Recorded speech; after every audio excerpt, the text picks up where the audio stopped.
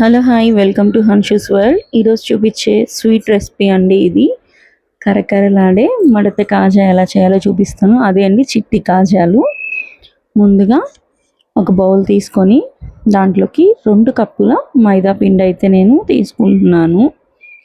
మైదా పిండి నీట్గా జల్లిచ్చి తీసుకోండి, ఎక్కడ పురుగు లేకుండా తీసుకోండి. ఇప్పుడు దీంట్లోకి కొంచెం సాల్ట్ వేసుకుందాము. సాల్ట్ ఎందుకంటే పిండి చప్పగా ఉండకుండా కొంచెం టేస్ట్ ఇస్తుంది. ఇంకో చిటికెడు వంట సోడా వేసుకుంటున్నాను. వంట సోడా ఎందుకంటే కొంచెం పొంగి క్రిస్పీగా వస్తుంది అన్నమాట. వీటిల్ని చపాతీ ముద్దలాగా కలుపుకోవాలి. మరీ సాఫ్ట్గా కాదు, కొంచెం గట్టిగా అయితే కలుపుకోండి. కలుపుకున్న తర్వాత ఇలా పైన కొంచెం ఆయిల్ వేసి దీన్ని నీట్గా కలిపి ఒక 10 మినిట్స్ పక్కన పెట్టేసేయండి. ఇప్పుడు పక్కన పెట్టిన పిండిని మనము బాల్స్ లాగా చేసుకొని చపాతీ లాగా అయితే రుద్దుకోవాలి. నేను చూపించే విధంగా అటు ఇటు తిప్పుకుంటూ కింద అతుక్కోకుండా పైన పిండి వేసుకుంటూ బాగా పల్చగా రుద్దుకోండి. మధ్యలో కొంచెం నెయ్యి కూడా వేస్తాము.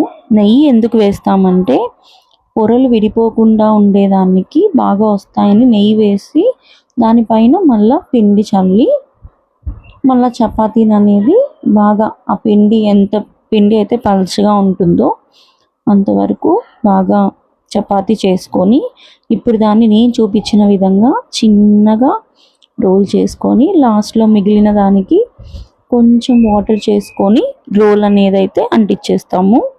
ఇప్పుడు ఈ రోల్ని సైడ్ వేస్ట్ ఉండేది కొంచెం కట్ చేసేసుకొని ఇప్పుడు కరెక్ట్గా మనకి ఏ సైజ్ కావాలో ఆ సైజులో ఇట్లా నేను చూపించిన విధంగా చాక్తో అయితే మీకు ఎంత సైజ్ పీసెస్ కావాలో అంత సైజ్ పీసెస్ అనేది కరెక్ట్గా కట్ చేసుకోవాలి. ఇలాగే మిగిలిన పిండి ముద్దల్ని కూడా ఇలాగే చపాతీ చేసేసుకొని ఇదే ప్రాసెస్లో అన్నీ ఇలాగా రుద్ది కట్ చేసేసుకోవడమే అండి. ఇవన్నీ కట్ చేసిన తర్వాత ఏం చేయాలంటే చూసారు కదా, లోపల నేను చూపిస్తున్నాను కదా, దగ్గర నుంచి లోపల పొరలుగా కనిపిస్తుంది కదా. ఇప్పుడు దీనిని మనం చపాతీ కర్ర తీసుకొని చిన్నగా అనేది నొక్కుకోవాలి. నేను చూపించే విధంగా అలా నొక్కేస్తే సరిపోతుంది. ఇట్లా 1 బై 1 అన్నిటినీ నేను చూపించిన విధంగా అయితే నొక్కేసుకోండి. అలా నొక్కడం వల్ల ఏంటంటే కొంచెం పెద్ద సైజు కాజా వస్తుంది. బాగా కాజా షేప్లో ఉండి కొంచెం కాలుతుంది అన్నమాట. ఇప్పుడు మనం దీంట్లోకి చక్కెర పాకం కావాలి. దానికి నేను 1 గ్లాస్ చక్కెర తీసుకొని కొంచెం వాటర్ వేసాను.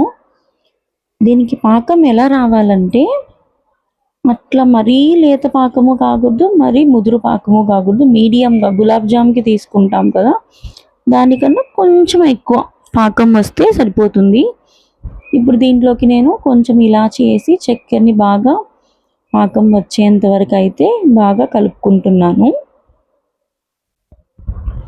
మరీ ఎక్కువ పాకం అయితే ఏంటంటే అండి ముదిరిపోతే పైన కాజాకంతా చక్కెర ఎక్కువ కనిపిస్తుంది. అలా లేకుండా ఇలా ఉండాలి అంటే చేతికి అలా పట్టుకోగానే అలా కొంచెం తిక్కుగా తగిలితే చాలు, పాకం అయిపోయినట్టే. ఇప్పుడు ఒక ఫ్రై పాన్ పెట్టేసుకొని దీంట్లోకి ఫ్రైకి మనం ఆయిల్ అయితే వేసేసుకున్నాను.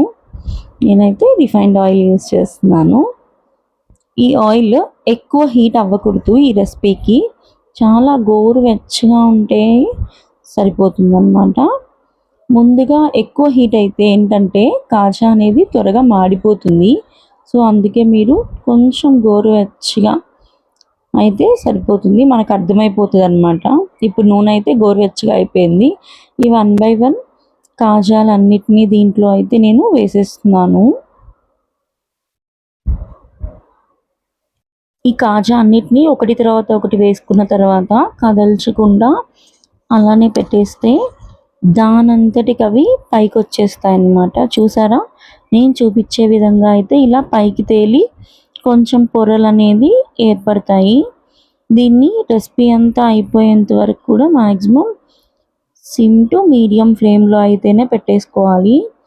హై ఫ్లేమ్లో పెడితే మాడిపోతుంది. ఇప్పుడు చూసారు కదా, బాగా అన్నీ పైకి వచ్చేసి పొరలు పొరలుగా అయితే కనిపిస్తున్నాయి. ఇప్పుడు వీటిల్ని మనము లైట్ బ్రౌన్ వచ్చేంత వరకు కాల్చుకోవాలి. కొన్ని మీడియంగా ఫ్రై చేసేసుకొని అట్లా 1 బై 1 కలర్ వచ్చే కాజాలన్నిటిని తీసి పక్కన పెట్టేసుకొని లాస్ట్లో అన్నీ ఒకేసారి వేసుకొని కొంచెం హై ఫ్లేమ్లో కలర్ వచ్చేంత వరకు ఇలా నేను చూపించిన కలర్ వచ్చేంత వరకు కాల్చి పక్కన పెట్టేసుకున్నాను. చూసారు కదా కాజాలు ఎంత పొరలుగా అయితే కనిపిస్తున్నాయో. ఇప్పుడు ముందుగా మనం కాచి పెట్టుకున్నాం కదా సిరప్, అది కొంచెం వేడిగా ఉన్నప్పుడే ఈ కాజాల్ని ఆ సిరప్లో వేసి అటు ఇటు తిప్పి సిరప్ అంతా పట్టేంత వరకు వేసుకోవాలి. ఇలాగే కాజాలన్నీ అయిపోయేంత వరకు 1 బై 1 వేసుకుంటే కరకరలాడే చిట్టి కాజాలు అయితే రెడీ అయిపోతాయండి. పిల్లలు చాలా ఇష్టంగా తినేస్తారు, అస్సలు మిగిల్చరు. చాలా కరకరలాడుతూ ఉంటాయి. సాఫ్ట్ కాజా అందరూ ఇష్టపడరు కాబట్టి ఇలా కరకర అంటే బాగా నచ్చుతుంది. మీకు కూడా ఈ రెసిపీ నచ్చినట్లయితే ఒకసారి ట్రై చేసి ఖచ్చితంగా ఎలా వచ్చిందో కామెంట్ చేసేయండి. Thank you.